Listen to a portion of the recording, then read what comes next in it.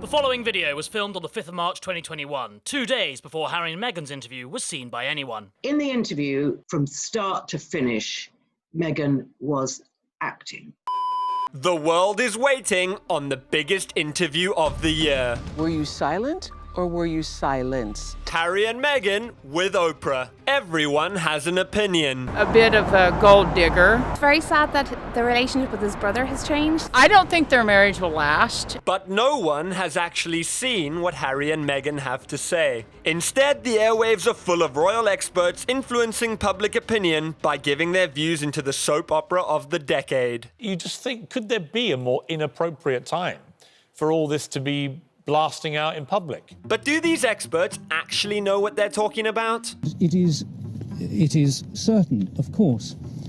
I'm so sorry. Let me just once again hand back to you, Ben. Would these paid commentators give a review of an interview they've not yet seen? To put this to the test, Archie and I set up a production company. Beneath the Fold Limited, we found some royal experts and used our very own royal expert to gauge their interest. Together a special for a UK broadcaster to be broadcast immediately after the interview that Harry and Meghan have given to CBS with Oprah.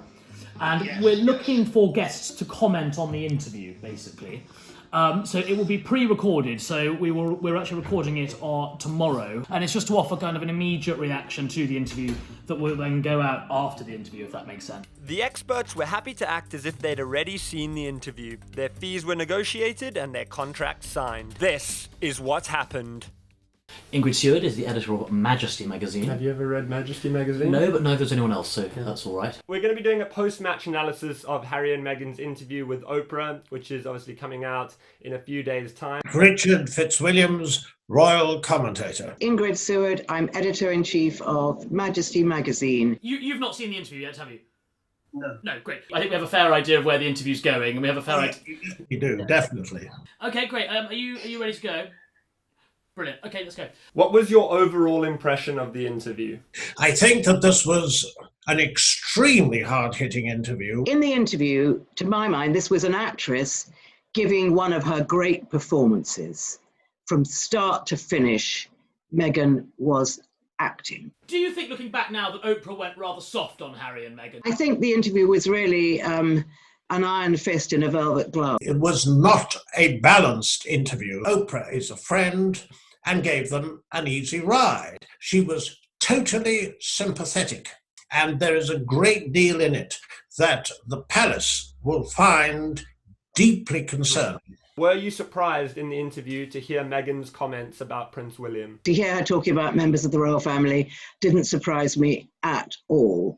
I think she was very unwise to do it, but she's the kind of woman that, wants her say. Meghan used extremely strong language to describe her relations with members of the royal household. So having seen the interview, what do you think it said about Meghan's relationship with the Queen? I think what it said is Meghan's relationship with the royal household was not very good. The interview told us that Harry and Meghan both greatly admire the Queen, but not the institution. Meghan spoke about her love of animals. Obviously, in the interview, Meghan talked about the Balham Donkey Sanctuary. What does that tell us about Meghan's character? Meghan talked about her love of animals, love of dogs, love of the Donkey Sanctuary. In the interview, the nicest thing about Meghan was that she, it's her love of animals. She does have a love of animals, but that's only one side of her. That's a domestic side.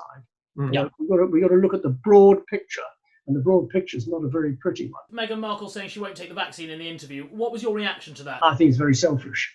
There are people who are anti-vax. So now that we know what has been said in the interview, do you think this is going to play well or badly for Harry and Meghan? There wasn't a real need to go into so much detail as to why they were unhappy as members of the royal family. Brilliant. I think that's everything, really. So there you have it. 4 leading royal experts willingly commenting on something they know absolutely nothing about. Why was this interview necessary? So weird.